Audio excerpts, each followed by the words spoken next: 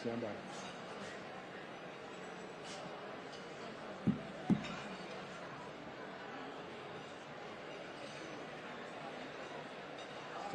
All right, applause.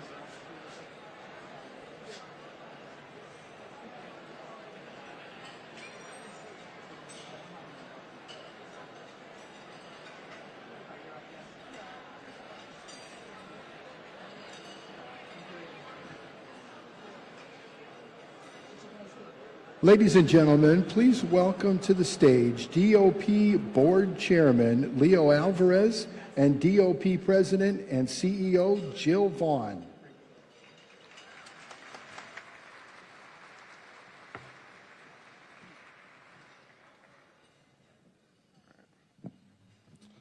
All right, good afternoon, everyone, and welcome to Downtown Orlando Partnership's 2023 State of Downtown. Again, my name is Leo Alvarez. I'm the CFO for CareerSource Central Florida, and I have the honor of serving as board chair for the 2023 Downtown Orlando Partnership Board of Directors. For over 62 years, the Downtown Orlando Partnership has championed doing business in downtown Orlando through purpose-driven event strategies, strategic communications, and programming. Ooh, accident. Okay. Hope everyone's okay. All right. DOP's public-private partnership with Orlando Mayor Buddy Dyer, the City of Orlando, and the Downtown Development Board for events like this exemplifies our commitment to teamwork and collaboration to strengthen our downtown Orlando business community. I would like to take a moment to acknowledge our elected officials and special guests who are here today. I ask that you please hold your applause until everyone has been introduced. City of Orlando Commissioners, Commissioner Jim Gray, Commissioner Tony Ortiz, Commissioner Robert Stewart, Commissioner Patty Sheehan, Commissioner Regina Hill, Commissioner Bakari Burns, Florida State House Representative District 42 Ann Escamani, Orange County Mayor Jerry Demings, Orange County Sheriff John Mina, Orange County Clerk of Courts Tiffany Moore Russell, Orange County Commissioner Mike Scott, Orange County School Board Pam Gold, representatives from Congressman Maxwell Frost's office, representatives from Orange County Tax Collectors Scott Randall's office, and our special guest, City of Orlando Police Chief Eric Smith, City of Orlando Fire Chief Charlie Salazar, and if I've missed any elected officials or representatives, please stand to be recognized.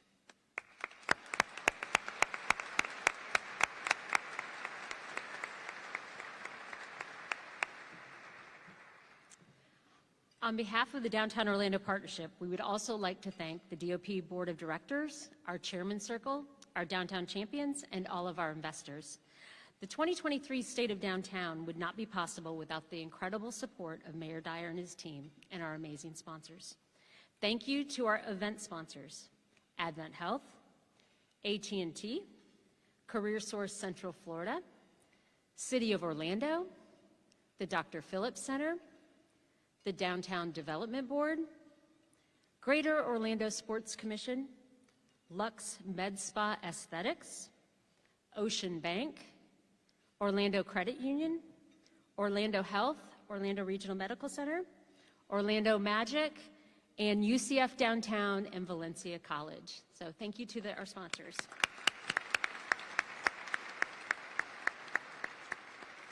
We also would like to thank our corporate table sponsors as well. So I just wanted to recognize our corporate table sponsors. And a very special thank you to our presenting sponsor, OUC, the reliable one. We sincerely appreciate your partnership, and thank you. It is now my pleasure to introduce Chief Customer and Marketing Officer, Linda Ferroni, on behalf of OUC. Thank you for joining us today at the 2023 State of Downtown.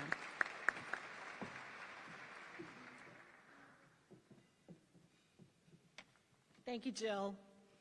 And thank you to the Downtown Orlando Partnership for hosting this wonderful event. As your hometown utility, of course, we're proud to be here In fact, this year, we are celebrating our 100th year of providing reliable and affordable electric and water services to our community. The prevailing theory is that only about 0.5%, that's 0.5%, of all companies in the U.S. ever reach 100 years. So for OUC, there's much to celebrate and honor in reaching our centennial mark this year. So right now, I'd like to take a moment and share a video with you that reflects on those 100 years of service to Orlando.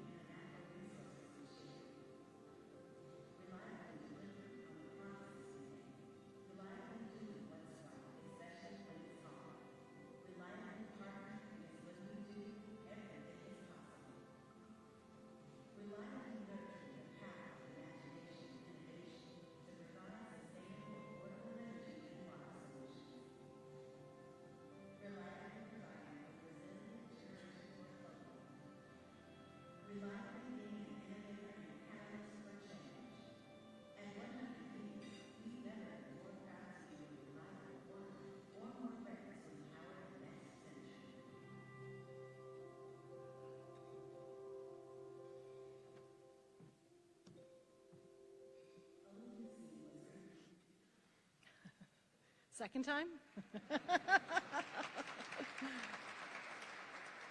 Thank you. Our history certainly has been marked by resilience and innovation that creates progress for our community, serves as a distinct economic driver, and helps improve the lives of those we serve.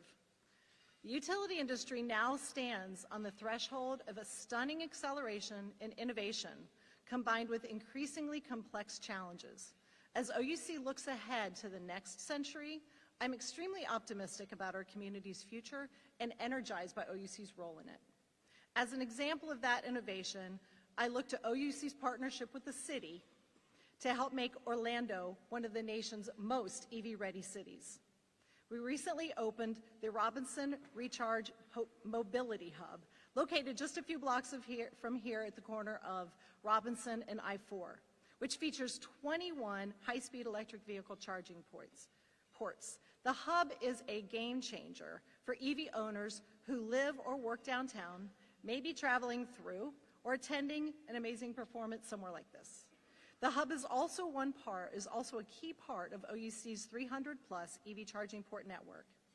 Additionally, to better our community, OUC remains focused on reaching net zero CO2 emissions by 2050 and achieving a 50% reduction by 2030. To reach that goal, we continue to diversify our power generation and leverage clean energy solutions. This includes growing our solar energy portfolio by 2025 to provide enough solar energy to power about 50,000 Florida homes, making Orlando a leader in solar adoption. Let's think about that for a moment. In 1923, OUC provided power to homes, stores, and community street lights on a dark to midnight basis. Now, a century later, we have the ability to harvest and convert sunshine into energy that powers lights, electric cars, air conditioning, and everything in between. Orlando's next 100 years are undoubtedly bright, and OUC is thankful to be partnered with the city and the Downtown Orlando Partnership as we continue to grow and serve our community together. Thank you so much. And now I would like to welcome to the stage David Barilla, the Executive Director of the Downtown Development Board and Community Redevelopment Agency.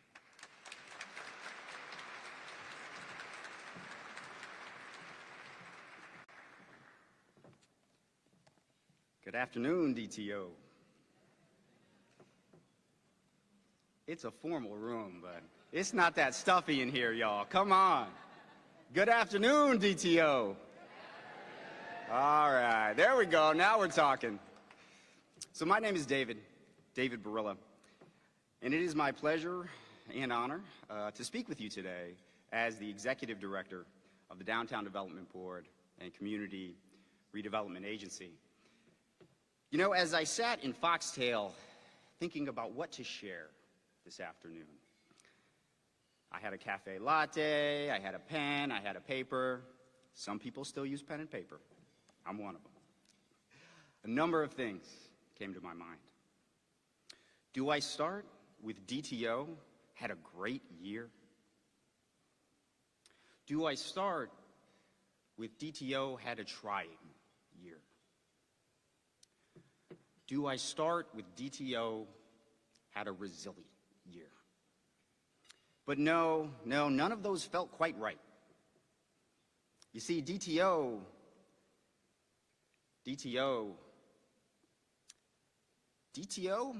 had a defining year. You see, we came together to open new coffee shops like Double O's and Wavelength. We came together to light the spark for new restaurants like White Rabbit and Leah Kitchen and Cellar that bring culinary expertise to downtown Orlando, from local icons like Maxine's on Shine to world-renowned destinations like the Waldorf Astoria and the Ritz-Carlton. We came together, and I bet you didn't know this, to host more than 45 corporate meetings and conferences right here in downtown Orlando as we continue to solidify our mark in the hospitality industry. We came together to have a little fun too. On days like March 4th, with weekend sunrail and a full barrage of activated venues, with events like Monster Jam, artists like Blake Shelton, MLS soccer with our home Orlando City team, and a fully programmed Dr. Phillips Center for Performing Arts where we sit today. We planted trees, we added lighting, we even added, get your notes out, complimentary valet for you to enjoy our downtown restaurants, and complimentary on-street parking for our retail and just about everything in between. It's called Park DTO. It's a harmless plug. Check your digital programs for more info, and come downtown, y'all. But guess what? The DTO community has never been content with what it has achieved. The DTO community has never been one to pump the brakes, look in the rearview mirror with a smile and a nod, and just take in how far it has come. The DTO community that I know looks forward and focuses not on what we have already become, but on what we are at the cusp to achieve. And who better to share that vision than the man who charts the course and guides the sails towards what he has consistently said that we will be, the highest quality urban environment in the nation. So my colleagues, my friends, will you indulge me for just a moment?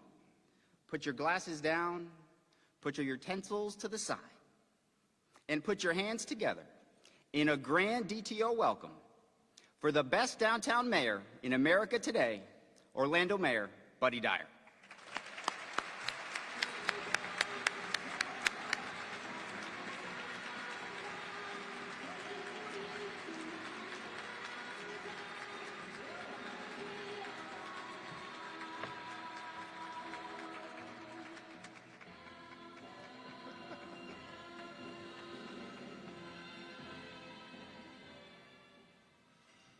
How about that for walk-up music? So, good afternoon, champions of downtown Orlando.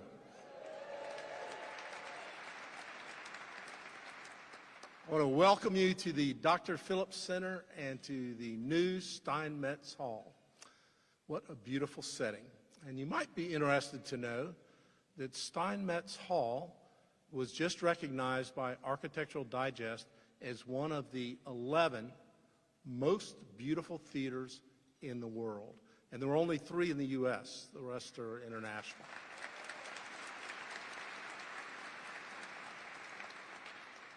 It took vision, partnership, and determination to make this extraordinary theater, and in fact, this entire venue, a reality.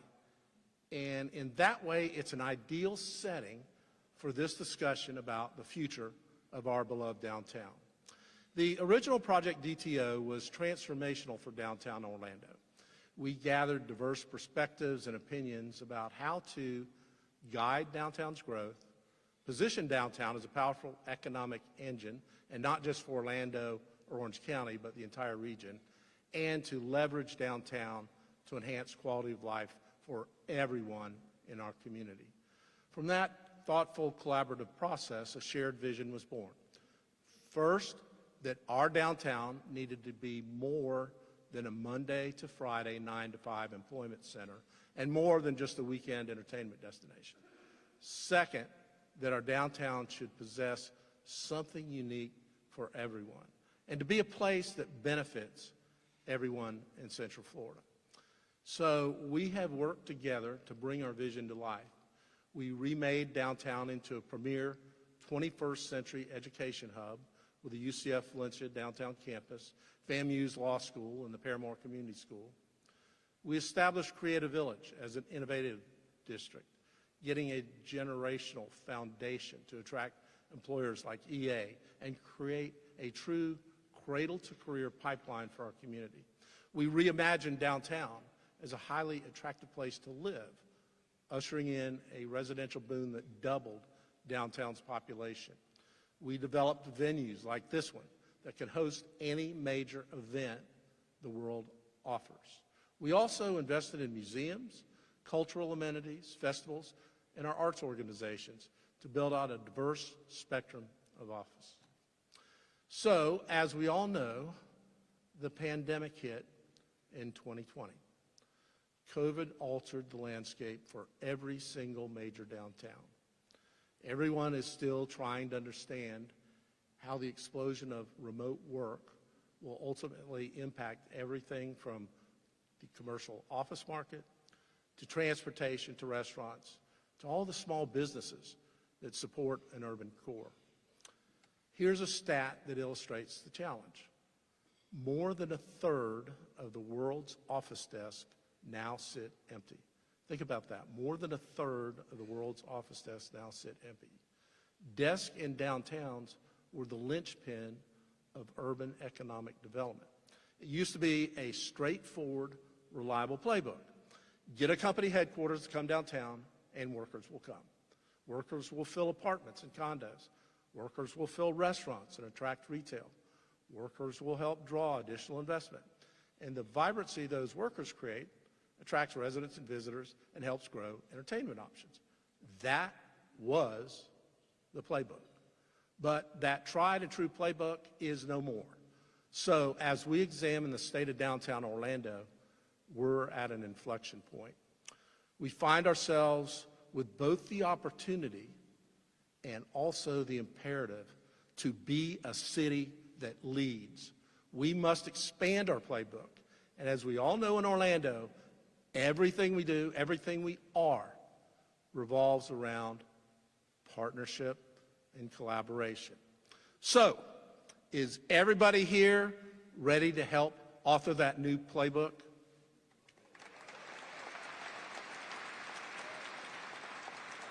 So let's get started. There's a famous line from Wayne Gretzky.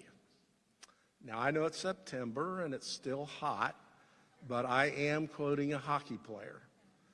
Oh, you know what? It also seems like the ideal moment to remind everybody that the Amway Center will host 2 of the NHL,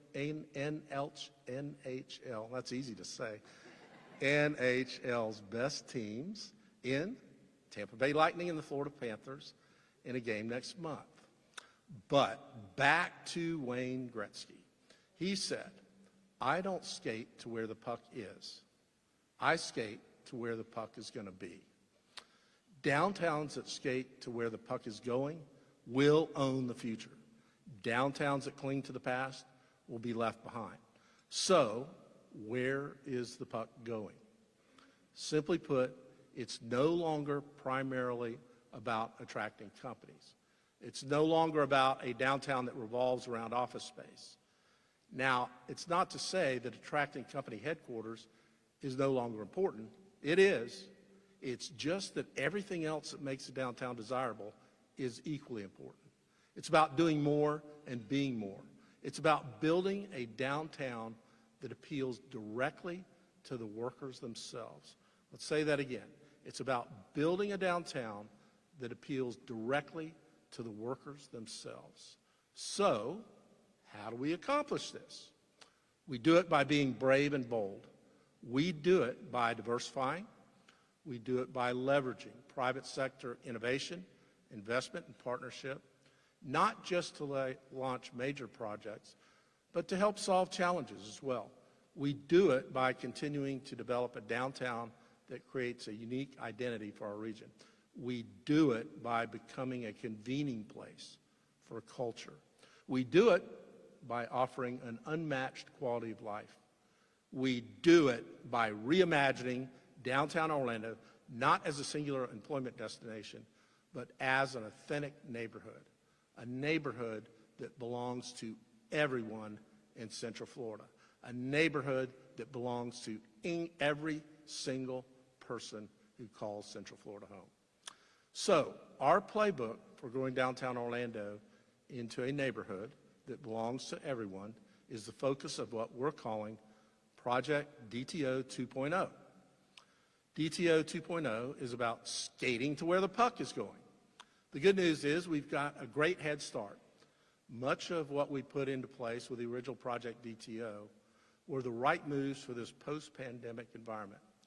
While we're in a strong position, there's still much work to do and meaningful challenges to overcome.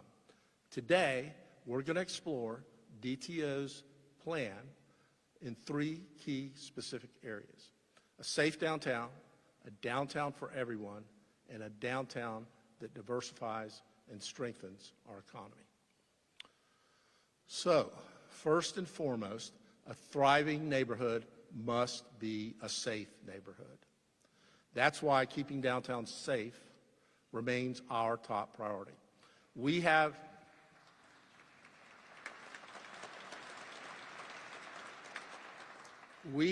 a robust nightlife scene that is unfortunately also attracting individuals who are coming here with the intent of engaging in illegal activity. Let us be very clear. We're going to do whatever it takes to address this challenge. We've developed an after-midnight permit program with our bar and nightlife stakeholders to pay for an additional 30 off-duty police officers. This is in addition to the 25 officers dedicated to our urban core. We created a new specialized patrol unit with 11 officers focused on preventing violent crime, and we've added a DUI squad focused on downtown. That's more than 70 officers dedicated to solving this challenge and keeping every inch of downtown safe. Along with a dramatically increased police presence, we're also addressing this challenge from all angles by ramping up enforcement of noise violations and increasing lighting and parking lot safety. So, just a few weeks ago,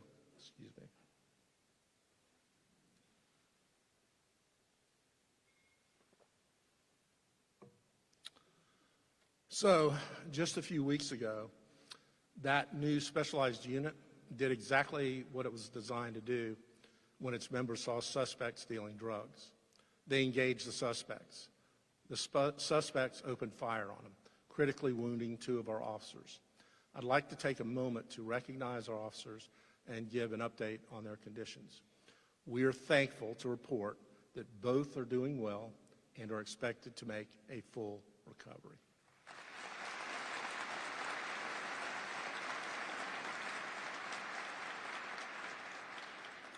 These officers and our entire OPD team are why we can say with confidence that we will not falter in our mission to keep downtown safe. Ridding downtown of this recent spate of criminal activity won't happen overnight, and it's going to require partnership and dedication to stay the course, but we'll get it done together. We also know that many in this room have concerns around safety that extend to challenges with panhandling and graffiti. Increased numbers of unsheltered people is a challenge in every major city right now. And a small percentage of that unsheltered population is engaging in aggressive panhandling and other disruptive behavior, creating challenges for our businesses and is a barrier for families that want to spend time in downtown. Let us say this very clearly. This is not acceptable. We cannot and will not have a city where our collective quality of life is diminished by this type of activity. That said, we cannot and will not abandon the most vulnerable among us. That is why we've enhanced our Downtown Ambassador program to provide direct assistance to those experiencing homelessness and connections to immediate social services such as shelter, identification, and counseling. We launched a graffiti removal program to assist businesses paying to quickly repair incidents of vandalism. We also made the most significant investment in this area in our city's history with Accelerate Orlando, delivering $58 million to help expand housing opportunities for income-constrained residents and reduce homelessness. While other major cities had no choice but to use once-in-a-generation federal funding to cover deficits they incurred during the pandemic, Orlando was different. Our superior financial management allowed us to instead invest in the Christian Service Center, the Salvation Army, the Coalition for the Homeless, and others to help greatly expand services for our most vulnerable neighbors. Accelerate Orlando is making a difference, but discussing dollars and services only goes so far in understanding the scope of the challenge and what it takes to address it. We often describe homelessness as a broad issue, but the reality is it's an incredibly personal and complex issue. Meet Joel, Tina, Brad, and Sylvester.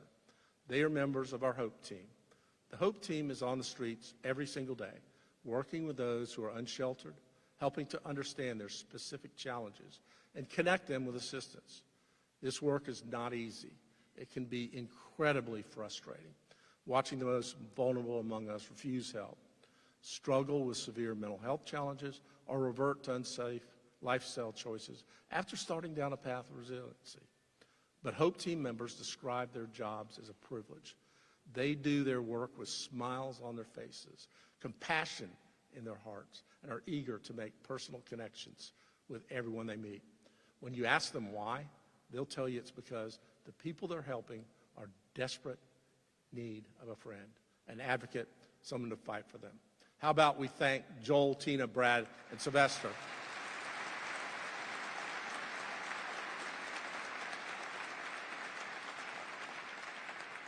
And all of the service providers working every day in our city. Our next focus area is driving the evolution of DTO into a true downtown for everyone. Whether you're a recent college grad who loves the vibrancy of an urban environment, or you're an empty nester who wants the convenience of condo living and access to great restaurants, we want you to think of DTO as your neighborhood. We've doubled the number of downtown residents in the last 20 years, with 50% of that growth occurring in just the last 6 years. Today, more than 20,000 people call downtown home, with more choosing Orlando's urban environment every day. We'll welcome more residents in the months ahead when Society Orlando opens in January, with 462 new apartments, including a giant esports arena and an arcade.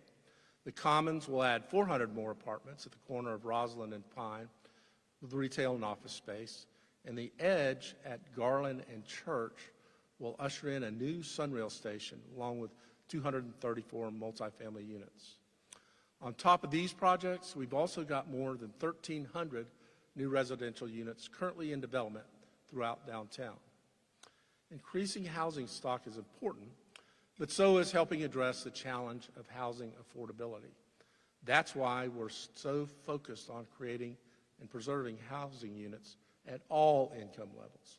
We've helped preserve or add to our affordable housing stock with more than 350 units of affordable housing at Creative Village, more than 200 units of affordable housing at Fairmore Oaks, the construction of 16 new single-family homes for working families, nearly 200 affordable housing units for seniors at the Roberts and South Eola District, and we've created the Paramore Asset Stabilization Program, which is a partnership with the Central Florida Foundation to purchase and renovate more than 80 blighted rental units so that Paramore residents can stay in their homes and their neighborhood.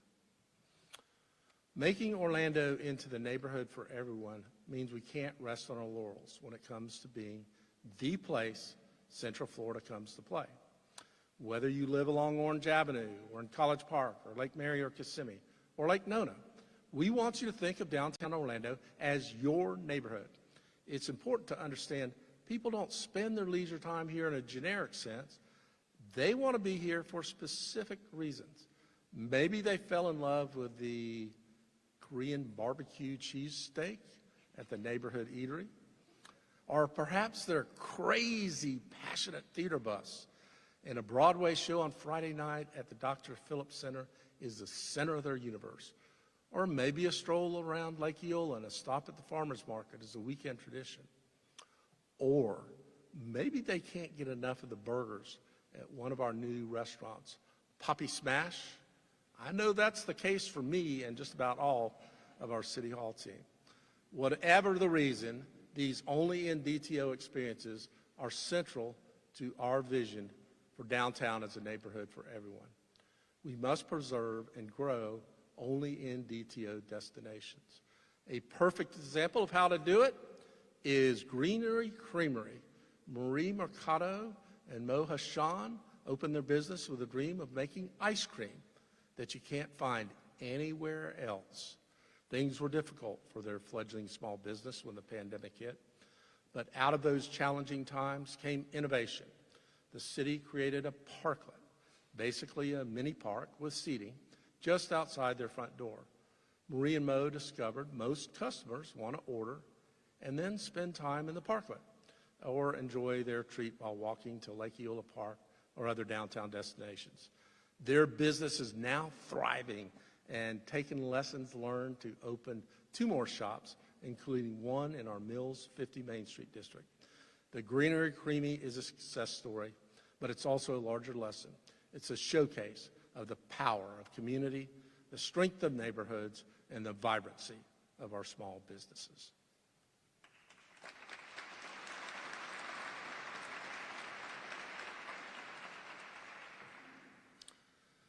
So, where else are we adapting and innovating as we build a neighborhood for everyone?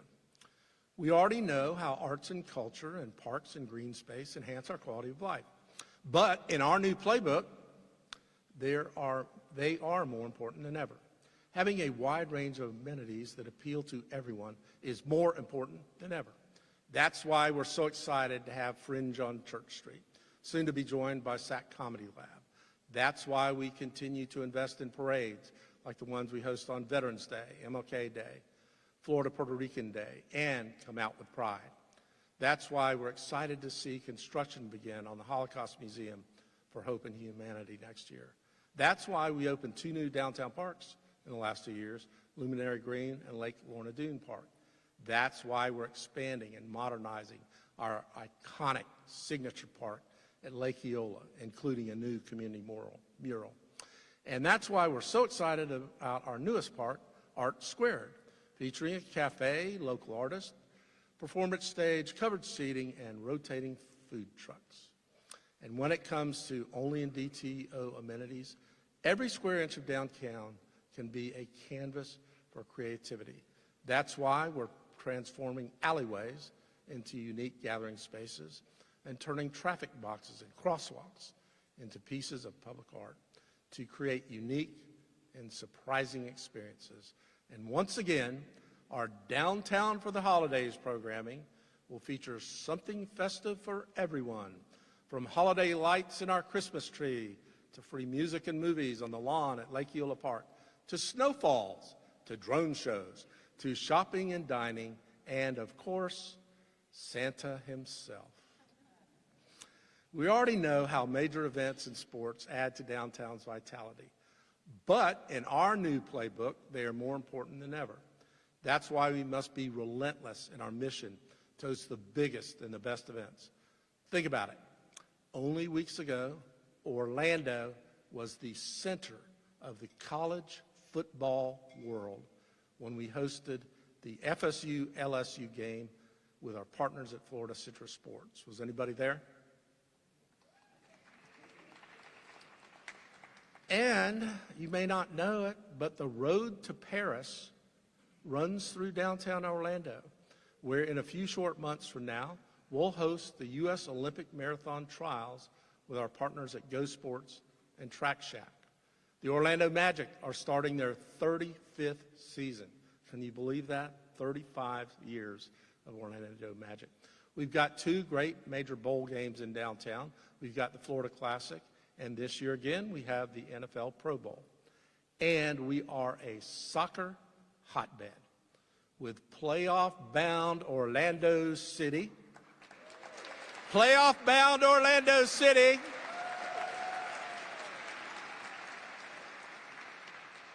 The Orlando Pride and international matches with iconic teams like the ones that took place this year at Camping World Stadium with Real Madrid, Juventus, and Chelsea.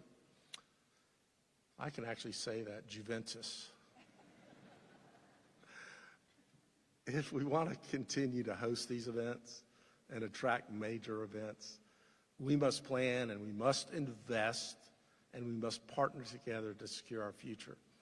And that's why we must upgrade the Amway Center and Camping World Stadium. Remember, this isn't just about shows and games. It's also about leveraging events to create opportunity for our residents. Here's a great example. Sade Battle started out as one of Amway Center's first elevator operators. She leveraged that first quality job as a step towards a larger career in the events industry. And today, she's the marketing director at one of the venue's largest vendors.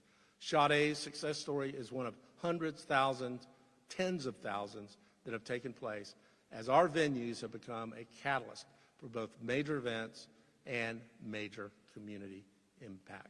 I'm going to let you guys clap for that one.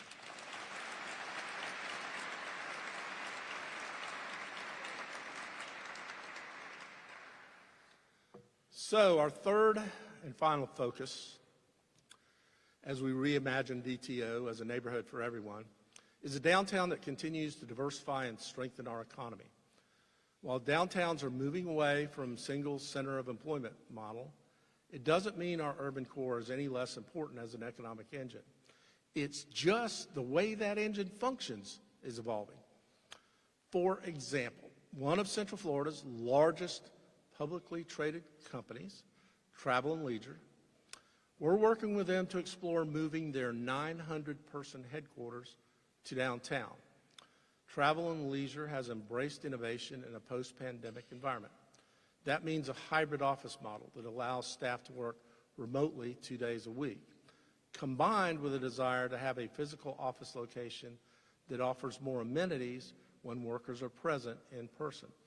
That mix of quality space, quality amenities, and quality of life is why downtown Orlando appeals to them as well as other major employers. This dynamic is also a big reason Orlando was recently named the top city in America for remote workers. In an increasingly work from anywhere in the world, we want our downtown to be the premier magnet for talent. In an increasingly start up a business from anywhere in the world, we want our downtown to be the premier magnet for innovators and entrepreneurs. We're ahead of the curve thanks to the investment our city made and the extraordinary partners who have brought our creative village to life. Over the last few years, our emerging innovation district has made huge strides with the establishment of the UCF and Valencia campuses, the launch of EA's Orlando studio, and a mix of housing options that allow people to live, work, learn, and play in this tech-focused neighborhood. Creative Village has also become a test bed for innovation, including the new self-driving Swan Shuttle in partnership with Lynx and Beep that launched this summer.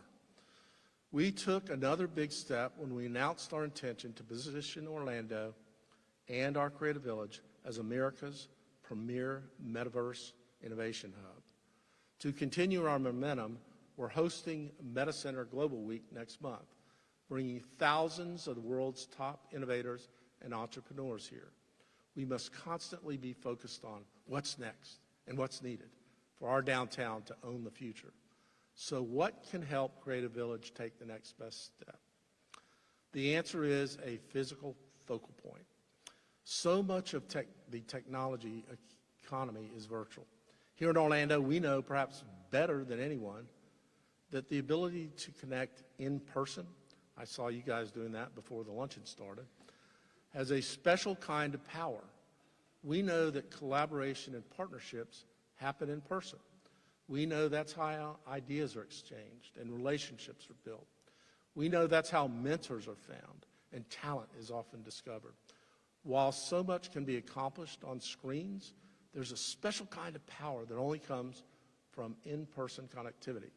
So Creative Village needs a place to foster that kind of in-person connectivity. That's precisely what we're going to create by reimagining the outdated, underused Bob Carr Theater. We're going to give this historic building new life by transforming it into an iconic physical town square for Orlando's digital economy.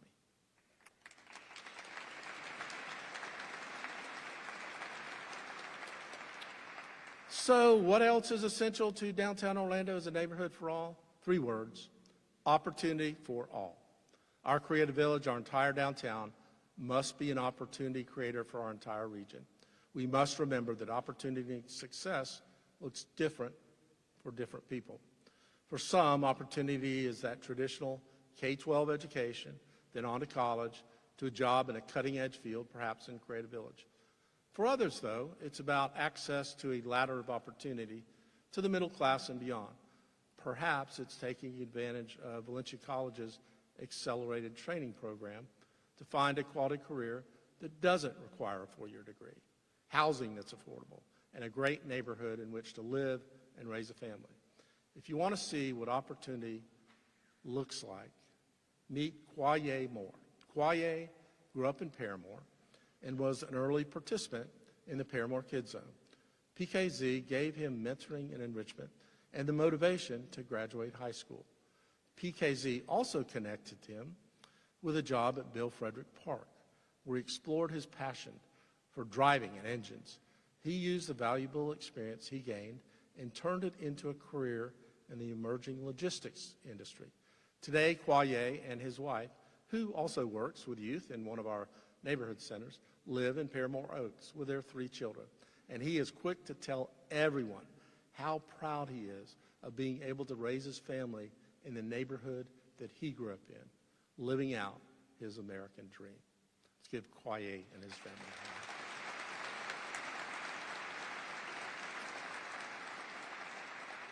So we started out by talking about what we need to do collectively in order to skate to where the puck is going, to be that city that leads.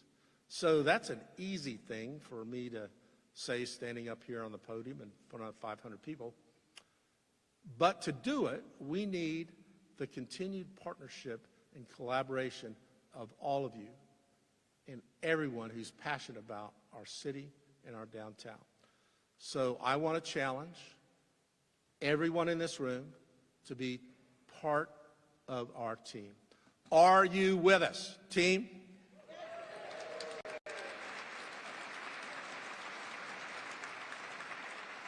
All right, that's fabulous. So, speaking of team players, we would like to thank Jill Vaughn and the Downtown Orlando Partnership and its board for organizing State of the Downtown every year and for the work they do as champions for DTO. Would you all please stand and let us say thanks again?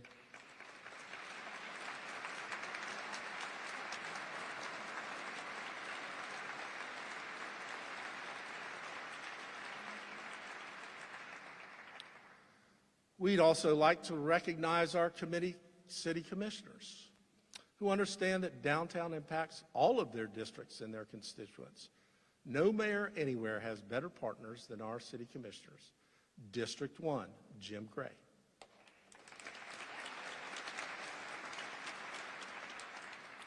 Sorry, I thought there was going to be a spotlight, but doing the best we can. District 2, Tony Ortiz. District 3, Robert Stewart. District 4, Patty Sheehan. District 5, Regina Hill. And District 6, Bakari Burns. I would also like to thank my wife, Susie, for her enduring love and support. Susie?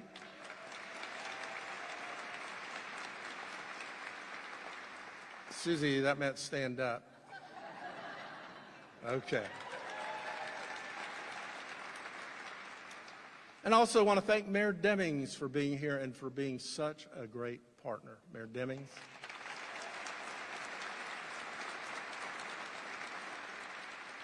If there are any other elected officials, please stand and let us recognize and thank you for your service.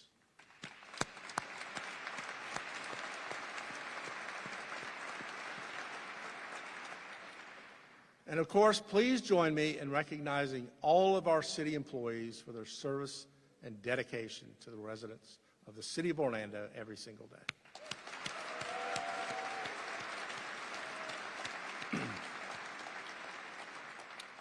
Now, if I could have everybody's attention for just the final important thought.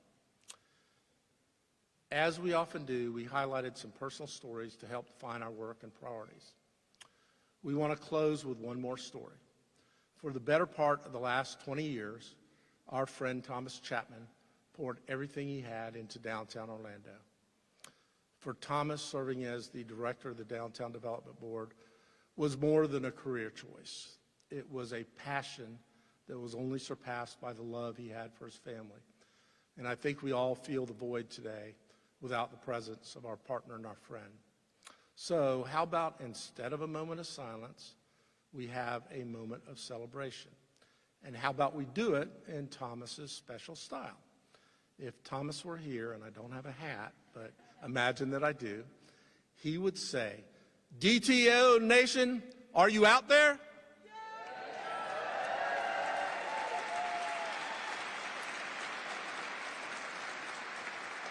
And he would say, DTO Nation, are you with me?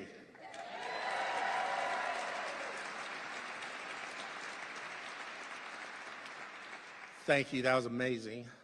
Thomas approached his career and the illness that ultimately took his life far too soon with boldness and with bravery. So let's honor his memory by being bold and brave as we approach what's next for downtown.